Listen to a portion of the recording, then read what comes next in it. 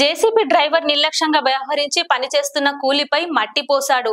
ఈ ఘటన కొత్తగూడెం పట్టణంలో జరిగింది. ఓ స్కూల్ ఎదురుగా పైప్ లైన్ పనులు జరుగుతుండగా జేసీబీతో కాలువ తీస్తున్న క్రమంలో సంతోష్ అనే వలస కూలీపై జేసీబీ డ్రైవర్ మట్టి పోశాడు. గట్టిగా కేకలు వేసినా వినిపించుకోలేదు. దీంతో గంటకు పైగా నరకయాతన అనుభవించాడు. తోటి కూలీలు స్థానికుల ఫిర్యాదుతో పోలీసులు ఘటన స్థలానికి వచ్చి సంతోష్ ను బయటకు తీశారు. జేసీబీ డ్రైవర్ పై కేసు నమోదు చేశారు.